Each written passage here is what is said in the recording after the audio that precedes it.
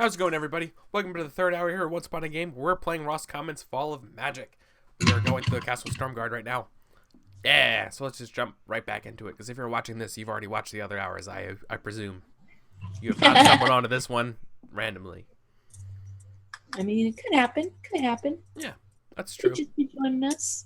That SEO optimization, I guess. I don't know. All right.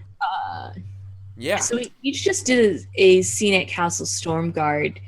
Does somebody have a way they want to go? Yeah, does somebody want to move the Magus? Yeah, I can move him. I'm gonna move us to the mouth of the deep. Ooh. So after all the partying and all the trials have gone, the Storm Queen takes us to the crypts underneath the castle, and behind one of the walls, it turns out one of the walls is an illusion. And she waves her hand against it, and it falters and dies. And she says, "That is the last time." And the Magus says, "That is the last time that illusion will work." Ariana. And the Storm Queen nods and says, "That's the last time God's preserve it will have to work. May you have safety and peace along your way." And the Magus thanks her. And again, he uses the marbles in his hand. And they show us the way into the mouth of the deep. And the Magus says, "It is a strange thing, but these caverns are always shifting, always changing. And it is only by testing the flows of magic that we will be able to travel through safely. I had hoped to have more stones. 7 is ideal, but if we are truly meant to make it through, 2 will be enough. 7 is the greatest number of times I have ever been deceived. And it is because of that goblins that dwell deep within these caverns and draw upon the deep magics cursed me never to be able to have more than 7 chances to make it right. All right, so we are in the mouth of the deep. I see. Well, I'm just going to grab this one real quick. All right. What made this cavern? A gigantic dragon basically burrowed through this entire place at some long forgotten primordial point of our history. So I think why we say that is that throughout this cavern, like imagine this was, whatever this dragon was millions of years ago or whatever, but to this day, so like the caverns are all like eroded in certain ways, right? Like, nature's been doing their things to these giant burrowing tunnels. There's shimmers of scales still in the walls, and they take the form of like diamond shaped kind of like opals every now and again. I mean, now they've been kind of weathered down, so they're not always diamond. Some of them are round and stuff, but you always see sort of like these like rainbow like color bands that are very sparkly. Iridescent, I think is the better word than sparkly. That kind of like just reflect light, and you look at them and like they're like, at the smallest, they're the size of like a car, right? Like at the smallest, the largest, they would be the size of like a luxury liner today, right? Like these are gigantic scales. So imagine the immensity of this cave. Imagine the immensity of just a fleck of a scale that would be left over, ground into the rock of this thing. So it's a very humbling experience. But that's what made this cavern. Nice. Nice. I've got one if you don't. Sure. All right, I'm gonna go see the cave dwellers. So as we travel through these deep ways, Vago hears something and stops everyone and moves to scout ahead again, as he has eyesight in the dark, and he follows chittering noises through a series of caves until he comes to one area that is just like hugely open, and there are big plants that are growing in the dark, like fungus that looks like a jungle. It's hard to say exactly what, and you can hear these almost like squirrel-like noises, but like deeper and louder and larger. And he holds back from coming into this cavern because it's like up on a ridge, so you can see down to an expanse of this, and there are bioluminescent plants growing among it, lighting the way. And he can see the cave dwellers, goblins, moving among these gigantic mushroom like trees, and they crawl on all fours and chitter like squirrels, but they have faces like men, only twisted. And I need to roll a die here. That's scary. One, just this. 6. Nice. Oh no. The music. Ooh. Yeah. What does that mean? I'll tell you. So he stands there transfixed, watching these creatures as slowly a pattern to the noises they make comes out, and as he moves along the ridge at the top, he reaches a point where all of the echoing noises coalesces, and he realizes that they're singing, and it was just discoherent from echoing around the different chambers. And he stands there in complete awe as a dozen or more of these goblins sing in a strange chittering language, accented by the occasional thwacking of a hand axe into mushroom meat, as they're going about their work day, lightening the load of chopping down mushroom steaks from these trees by singing a work song. And Vago, after watching enthralled for a time, makes his way back to the party and then steers them around this cavern. It's pretty creepy. Yeah, it's creepy as hell. I'm gonna go the deep way. Nice. So we are able to go around a cavern, but it means going deeper into the deep. Mm-hmm. And we come to a place where the air is moving quickly, but the air is very humid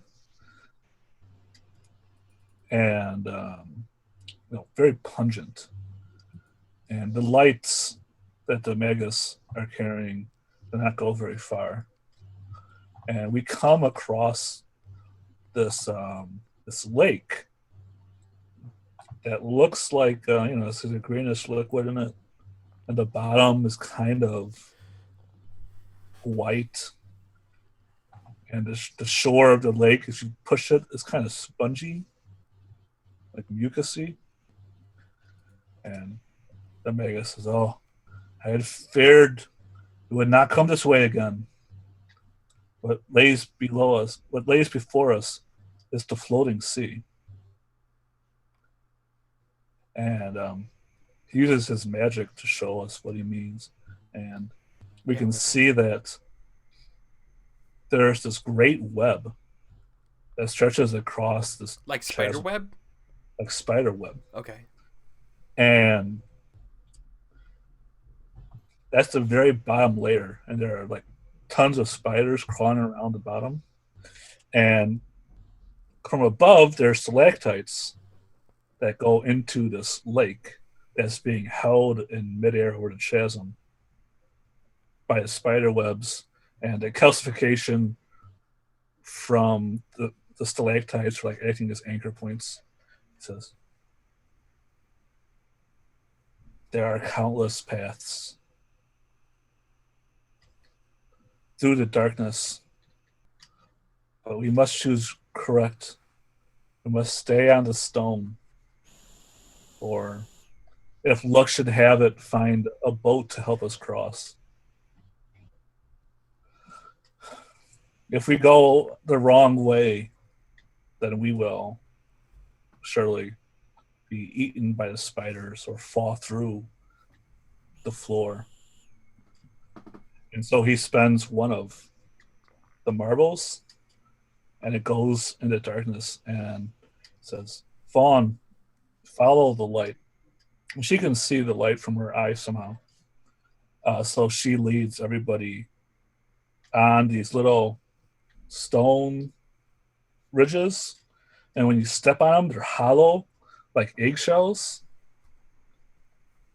And it's a long and harrowing journey. And by the end of it, we're all soaking, sweating. Probably somebody fell in at some point and found out it's very like salt water. Mm-hmm. But also kind of slimy. And at the end of that, we're past the deep ways.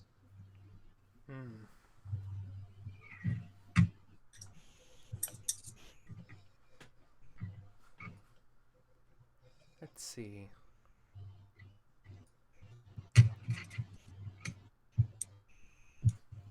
Do we go through the mouth of the deep, or do we go to Estalia?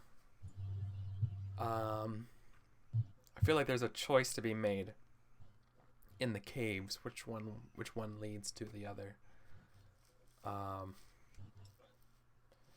And so I think the best way of doing this would actually, for me, to make a scene about us deciding to choose which way to go.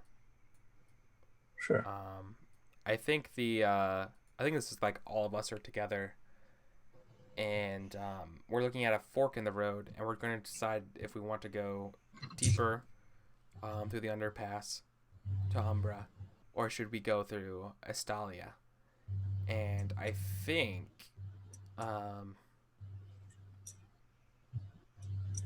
think River is in favor of going to Estalia, saying he doesn't like the darkness here. Oh, is that what the candles mean? That's what that torch means. That little torch means that you can go from this place to the underway. So warp zone. Yeah. There's a back of the map that has the underground path. Mm-hmm. That sounds scary. Yeah, that's what we're saying. And so I'm saying that in Cave Del, and I'm not deciding this yet. I'm saying we're having a scene about deciding. Sure. And if Han says Oh, that sounds frightening. But I know nothing of Estelia, and to be honest, the cities that man makes are as terrifying as the dark. But none of us know nothing of what's below. Surely the Magus has come this way before. I don't think the Magus has. I don't think the Magus has ever been in the deep below. I have not gone that way either, but I have been to Estalia. My vote is for the surface. And I think we hear the chittering. I think the goblins in this cave or whatever, I think they have a sort of like echoey, what's it called? Mimicry to themselves, so that they try to like repeat words in a weird way. So I Yeah. think they're trying to repeat surface. But I'm going to go ahead and roll my die here and see what happens. 2. I rolled a 2. So I get what is lost in the dark. Oh boy. What gets lost in the dark is our way. And I think we all agree to go to Estalia. But we get winding deeper through the caves, and we're all not really sure where we are. So that's my scene.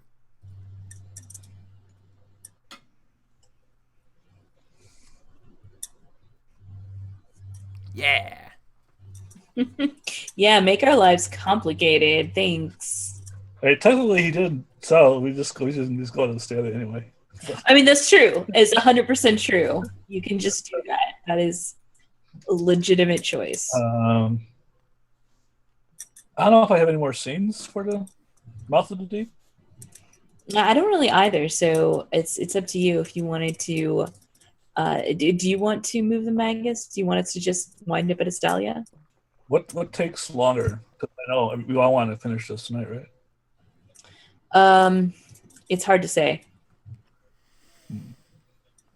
Overland, you travel in a boat and get a bunch of random prompts.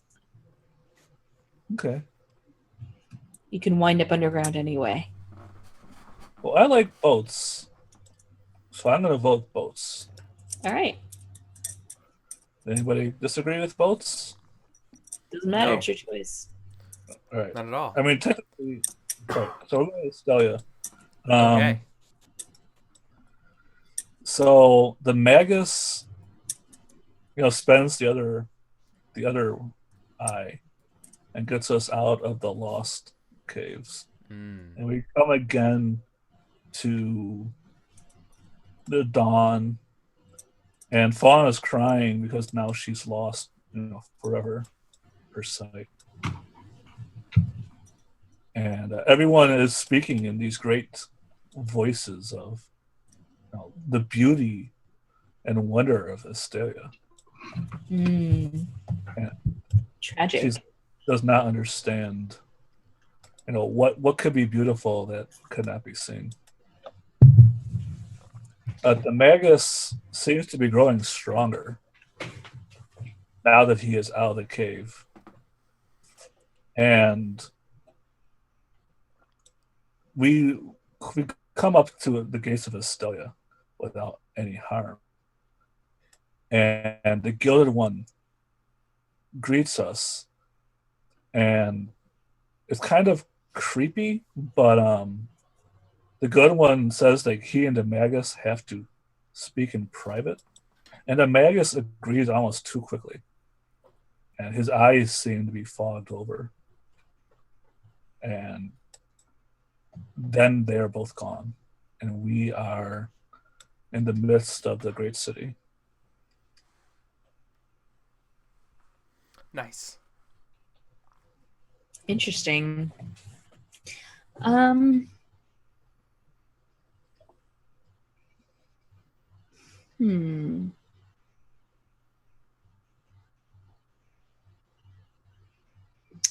I think I am going to go to the wharf, and we're going to have another sad night scene.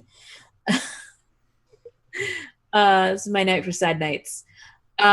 So we see Vago at the wharf as he's dutifully arranging to get a boat, and you hear like the buoy bell going back and forth, and like the cawing of seagulls as the boring conversation of haggling over prices of boats fades into the background, and instead we hear we're in the past again, and we hear um, a voice saying, and it's obviously Vago, but it doesn't sound that much younger. But Okay. as we cut, as we actually look at him, we realize that he is younger. But how much time has passed is really hard to say because of his elven heritage that brings his age slowly. And he says, "Father, I don't think I've ever seen anything as beautiful or as terrifying." And he's standing at like on like the box where you sit on a like a wagon, um, I don't know what you call it, but I know what you're talking like about. the driver's bench Yeah. of a Yeah. coach. And he's standing up on it, and from his attitude, he's acting like a young teenager, although he looks very similar, only less scarred than he does today. And uh, the older man next to him chuckles and says, "You'll see things much more beautiful and terrifying than the ocean in your time, my boy." And young Vago, laughs. It's like, "I doubt it." But then we cut back to like current Vago, and he's already finished the deal, and you like see like the ship captain walking away with a sack of money, and Vago's just looking out over the ocean again, and says, "You were right, Dad," and fade out. Ugh. Well, speaking of sad scenes, we're going to the Gilded District. Through the Gilded District, we see another. So this is like kind of like the marketplace. It sort of parallels the marketplace in Barleytown. Only this is far more exotic and what's the word I'm looking for? Cosmopolitan, Mm. I think. Urbane. Um, so at this bazaar, something catches his eye, and it's a woman wearing a the same kind of flower that he has. A beautiful woman, and so River chases him down, and it's the same woman who gave him the flower long ago here in Astalia, and they share a few moments of happiness, and she begs him to don't leave again, and he says that he can't, and that the Magus is counting on him and stuff, and so he can't afford the love of his life. No, Yeah, that's the worst. not right now. Maybe when he gets back, if he All gets right. back. If it's still there, So, yeah. Womp womp. The Fawn will go to the Starfall Academy. So mm-hmm. the Magus gave her his staff, which we didn't see, but actually broke in half on their way out of the mouth of the deep. And she's been entrusted with fixing the staff while he speaks with the Gilded One. Tends other matters in the city. And she takes his staff to them, which she cannot see. But it's a prestigious academy, and they're all amazed to have a chance to look at the Maguses staff, and each of them tries to fix it and fails in turn. And eventually, one of the youngsters is reading this book of nursery rhymes, and it says, "In order to fix what is lost, you must make it a part of yourself. Then, if you are not broken, neither will it be." So she asked this child more about this rhyme, and finds there's there's this magical braille lettering on it,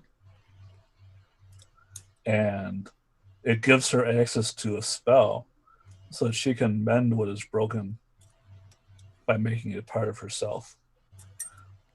So she takes the staff and holds it, in her hands, and there's this big glowy light show, and the staff is reformed. And that's that. Oh. 3 Nice. All right. Are we ready to move on? Could be. Sure. Let's do it. The Hospitality of Grandmother Black on the Sea Wing. Ooh. So once the we only spent a short amount of time in Estalia, and once the Gilded One was finished speaking to the Magus, they quickly made their way down to the wharf and the ship that Vago had booked, the Sea Wing.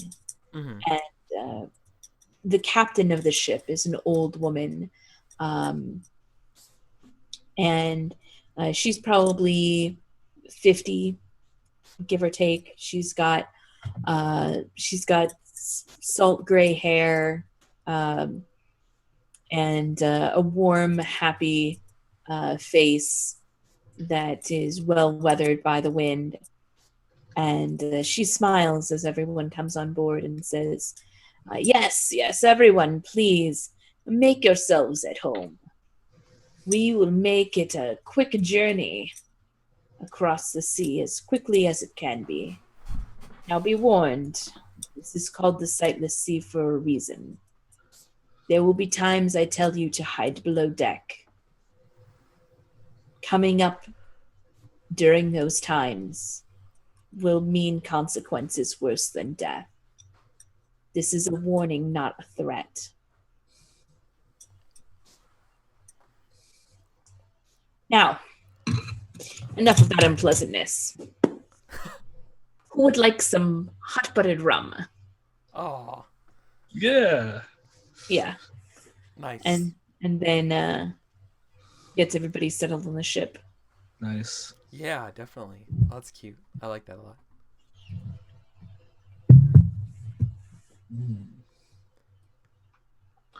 So how does this work? So it's just like any other place, man. So we got the crow's nest, the helm, the galley, and the cabin. Okay. So the cards come later? Yeah. Yeah. Next, you follow along the New Island. When we're ready to proceed, we flip over a card. Ah.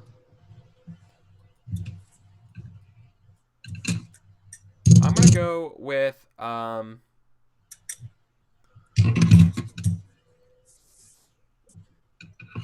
like the idea of how we find our way.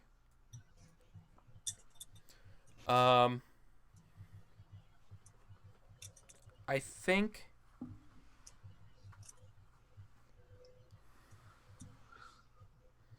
so. What goes to Umbra? Or maybe what goes to the islands is really what to follow. So we're trying to. I think the idea is that we hear that the islands between the sightless, among the Sightless Sea, it's called the Sightless Sea because no one can predict where the exact location of the islands are in the sea. Um, there are indicators, though, that suggest that islands are nearby. And so, how we find our way is we're looking for these indicators. One of the indicators that we're looking for are what's it called? I'm sorry, guys. I'm blanking on the name of it, but it's the shit that glows in the dark in the sea. Um, The Plankton? bioluminescent plankton. Bioluminescence? Yeah, yeah. That like that plankton. I think when it glows purple at night, that's when we know that there's an island nearby, because it's something about being near an island that the plankton glows purple. And so we're looking for these purple lights, and what sucks that you can only see it at night. But that's what is guiding us. Okay.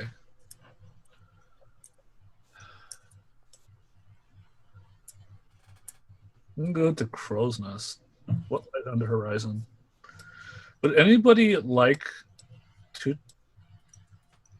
be a conversational partner that tells Fawn what's on the horizon? Sure. All right. So Fawn and Vago are sitting in the Crow's Nest, and Fawn's like, so this is the highest point in the ship. This is the place we can see farther than anywhere else, farther than you could see on a tower or in a mountain. It's impressive the amount of nothing that we can see. There's nothing there at all? There is and there isn't. This ocean is mysterious and shifting. If you look to the horizon, you can see tiny dots. Now, they may seem like they're islands, but I know these waters, and they are actually giant turtles. Turtles? You'll notice from this angle, even during the day, we would be able to see the plankton glowing. But there's no glow. It's not really an island. What else is there in the water? Are there fishes or birds?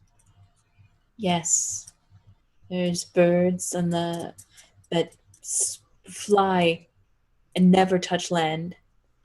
Sometimes they'll settle on the water for a time. They fly forever.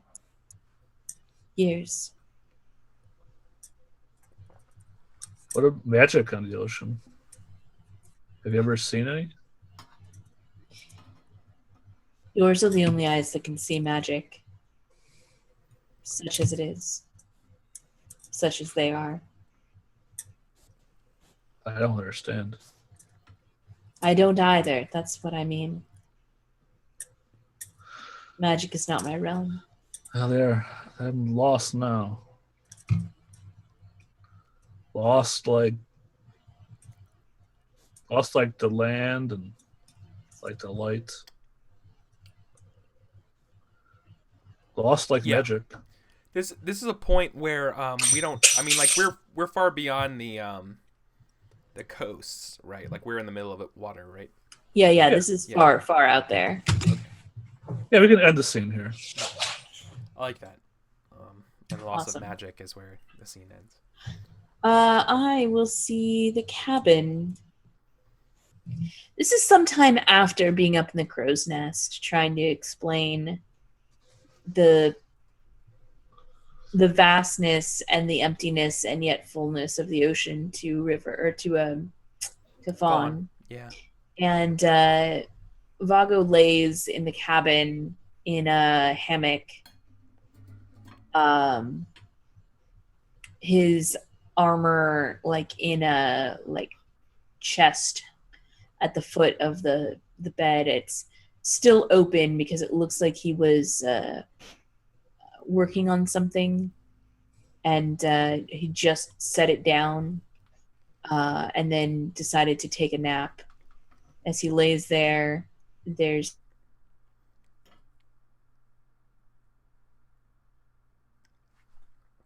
No, internet. Come back. no internet. It's Come back. It's back. back. Okay, we're good. We're good. Everything's okay. I'm having a calm scene here. What's going on? So you have the gentle lapping of the waves against the side of the boat, the creaking of the strain of the ropes against the wood, the murmur of the crew as they go about their job during the day, the humming of someone just down the hall peeling potatoes in the kitchen, you know, and all of it is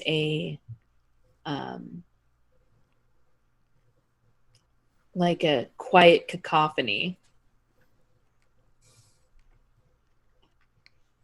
And then he just leans over and closes the lid to his trunk, and locks it, and lays back down, closes his eyes, and takes a nap.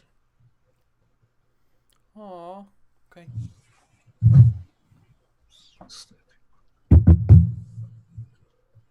It's your one not sad scene, guys. Just peaceful. Cool. I'm gonna move the Magus to the next island, to the first island. Sure. Draw card. So I'm gonna deal one item. Deal 1d4 damage to the Magus.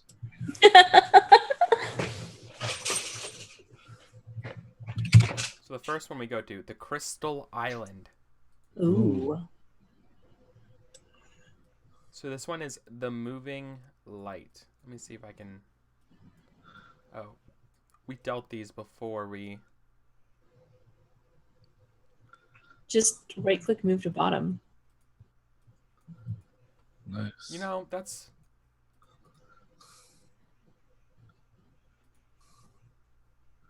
Or put it on a different layer. I moved to the map layer, but right-click to back is obviously the thing you need to do. Yeah. Okay. So the Crystal Island, the moving light.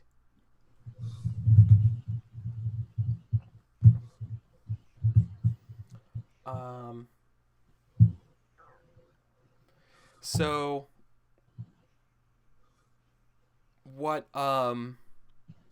obviously what we thought was bioluminescent plankton was these glowing crystals instead under the water. And these crystals have a tendency to get very sharp. And our ship gets stuck on one of these. Nice. And so Grandmother Black curses these lights because we've never seen this island before.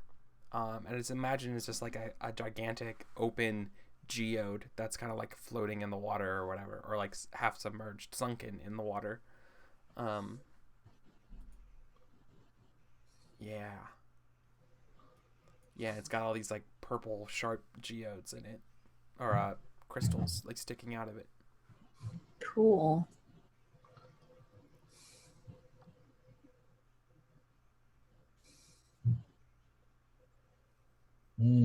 Okay. This can go with the first thing in my head. This is the Cave of Dark Colors, your darkest self. Right? Ooh. Shit. Right? You're all going to go there, right? That's not. So Fawn enters into the, and for whatever reason she can see within the cave, and the cave doesn't give you a vision of your darkest self. It just makes you become your darkest self while you're inside of it. And Fawn's darkest self is not so kind.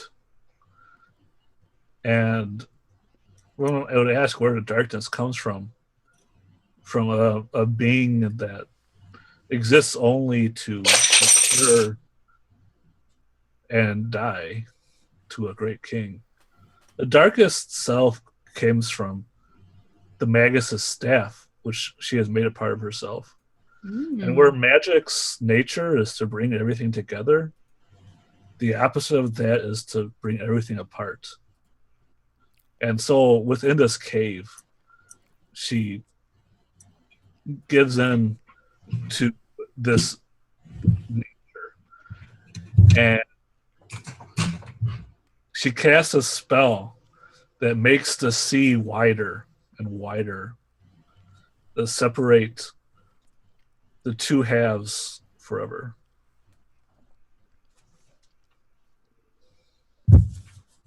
Wait, the two halves of what? Magic. So think of it in terms like in Tolkien Middle Earth, when the sea was flattened and you no longer could sail to the far shores. Gotcha. Well, that's inconvenient. Well, we're in the middle of the city. We might still make it to their side, but Hopefully. I think that I am going to go to the Shard Vale. So Vago has journeyed ashore while repairs are being done to the ship. He makes it to this place that we call the Shard Vale. At least in retrospect, it is a beautiful area that has a perfectly flat floor, but with shards coming out of like it's half domed over, like the entire geode shape in miniature. It's like almost an amphitheater of crystal. And he finds himself in this place, and he looks around, and he sees his own face reflected in all of these crystals, jetting out from all of these different angles. And he looks at himself in all of these, and and behind each vision of himself in each of the crystals is like a piece of his history. Like each of the different flashback scenes that we had seen before, plus a dozen others, where he's fighting, where he's kneeling before the Storm Queen, where he's hunting for Fawn with the Storm King, at his own wedding. All of these different facets of his life are reflected here. And as he looks around, he realizes suddenly that this is not who he wants to be anymore. All of those people in the past. Yeah. And they all look almost exactly like he does now. And so what he does is he takes out his sword, and he grasps his hair that's in a bun at the back of his head, and he slices it off with the sword until he just has a short hair. Yeah. Short hair. And he leaves like this coil of hair that's a good, I don't know, like 6 inches, like a good 12 inches long. Just this coil of hair he leaves like in the center of this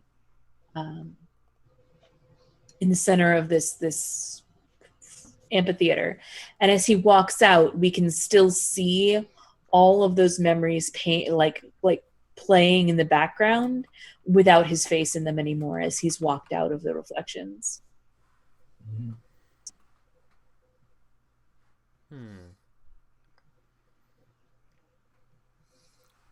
I'm gonna play on that. I think around that time, the Magus figures out a way to get us unstuck from this island.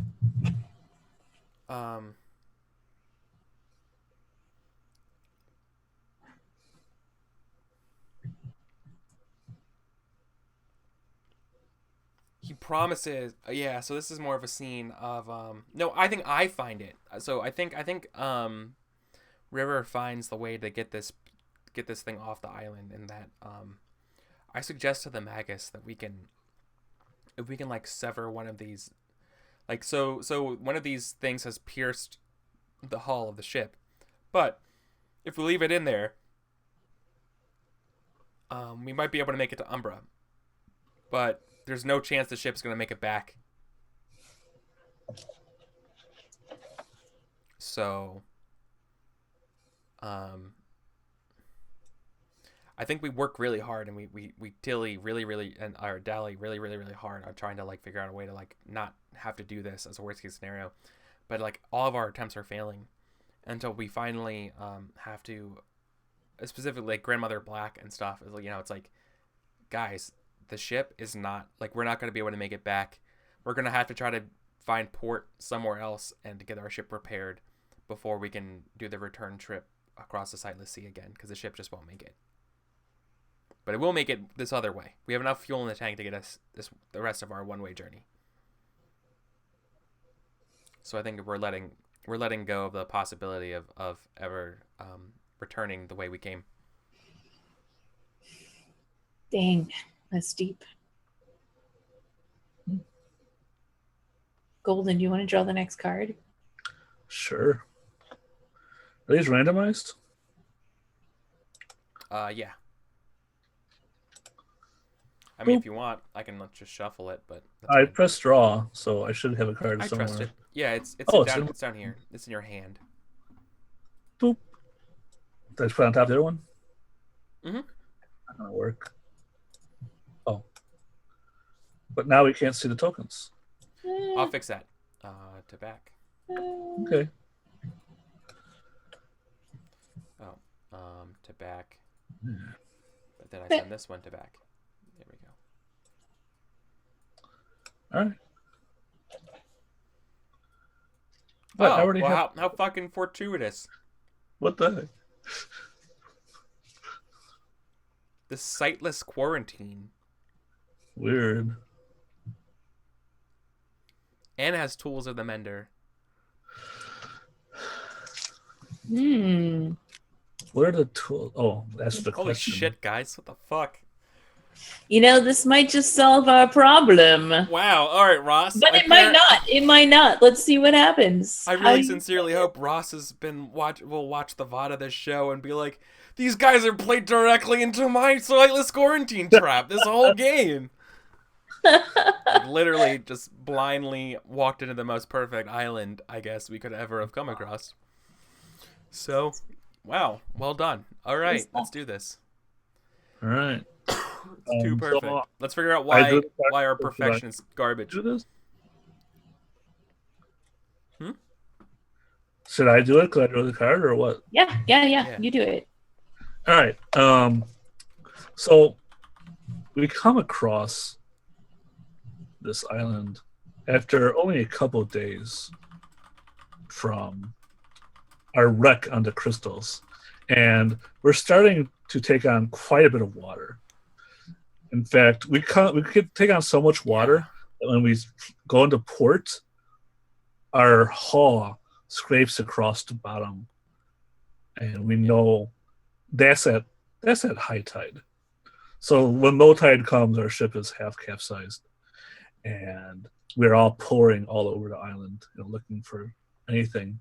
And the Magus, it's like, this may be just what we needed. And he takes all of us out onto the island. And he has this weird map with like a dotted black line and an X on it. And he takes us to the X. He's like, dig here. And we all dig. And we uncover this chest. And inside are the tools of the mender. They are a silver disc, a bronze cup, and a handsaw that shines like diamond. He says, "These are the tools of the mender. They were left here by my mentor." He said, "When the magic ends, at the time of your greatest need, you will find use for them." All right. Nice.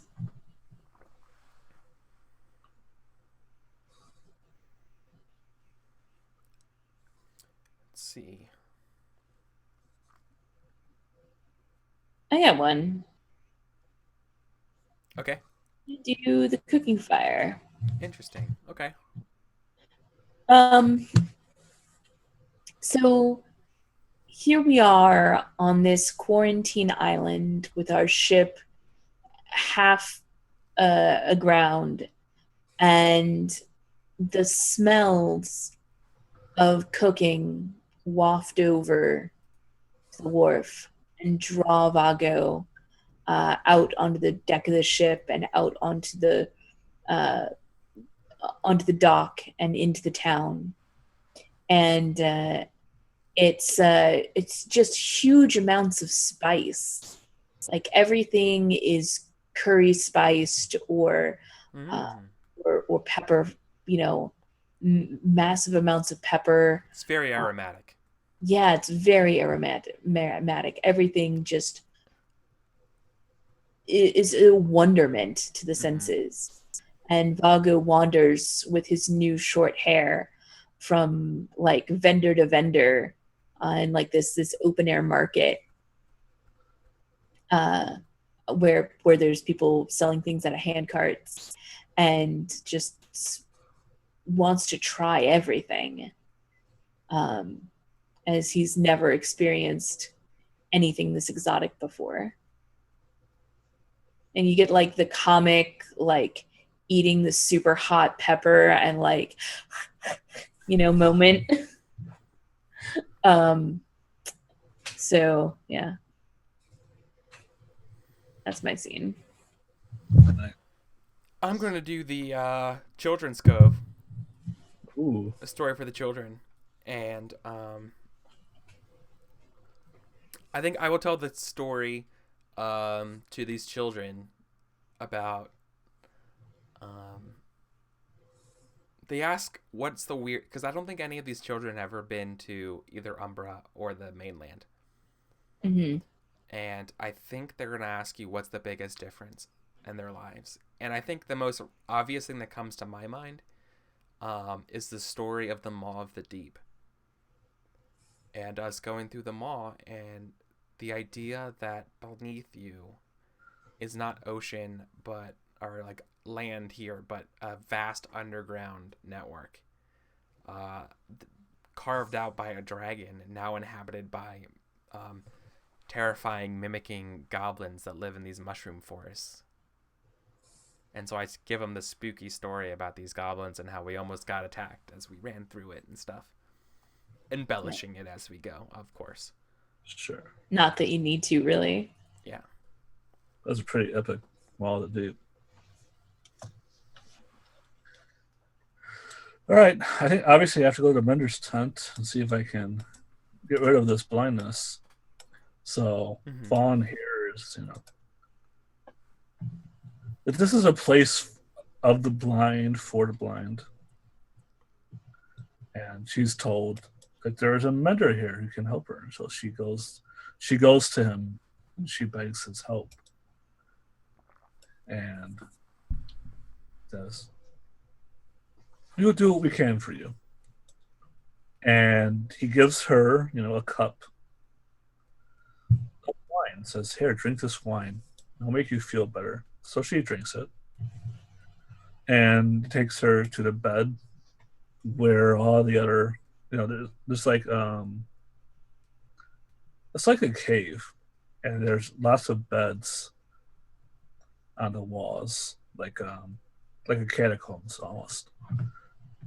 And it says, sleep here, and we'll come back tomorrow, and we'll do some other stuff. So the next day comes, and they socialize quite a bit with the other blind people, and everyone just sits around and they tell each other of all the wonderful things they saw. And everyone, for whatever reason, is gifted with this amazing ability to like paint pictures in people's minds with their words. So it's like very vivid images. And I'm gonna roll 1d6 to see what I get. Oh boy. And I rolled the cure. Nice. So what is the cure? Yeah, what is the cure besides a great band? They make so many good songs. Wow.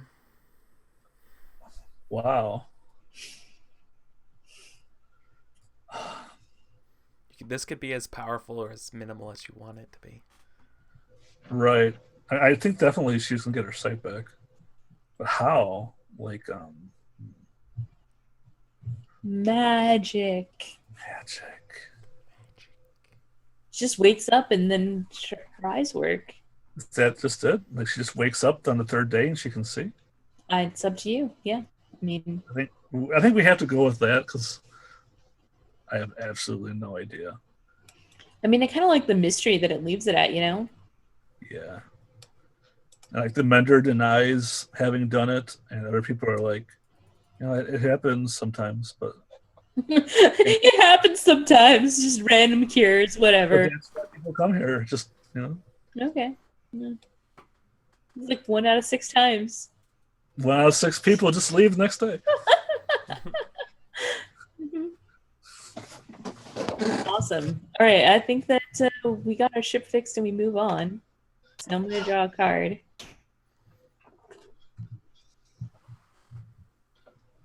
And I got... come out. Sorry, I was trying to drag these things up here so you can place it. The Isle of Dreams. Oh, shit. Nice.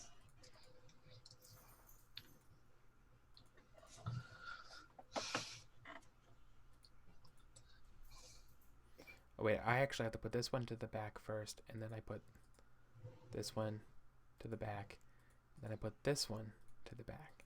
There we go. Did it. Okay. Isle of Dreams. The clothes of the painter. So after where did you take us? After our ship is repaired and we make it back out on the Sightless Sea, another island is spotted. And after conferring briefly between the Magus and Grandmother Black, it's decided to make a stop as the windmill in the distance is a prominent feature, and it's known to the Magus. And he, as the ship pulls in, the Magus is like the first person off of the gangplank and calls out a hearty hello to the old man wandering down towards the pier, having seen the ship sail in, and comes running towards him. And it's an older gentleman as well, who is wearing very simple clothing, but it has little spatters of paint along like the top of his leg, and a little bit on his left sleeve. It looks like he'd been it looks like he paints in these clothes and often will use his left hand or even his sleeve as a palette, and that after washing his brushes he'll wipe them on his pants. Oh, cool. So it's like a Technicolor. Yeah. Is he Bob Ross? I was going to say the same thing. Literally Bob Ross. Fantastic. And so Bob Ross and the Magus go off to reminisce about better times, leaving the rest of the crew and his entourage for shore leave. I think this is also top of the hour here for our next break. So we'll come back and explore the Isle of Dreams in 5 minutes, everybody. So see you guys in 5 minutes.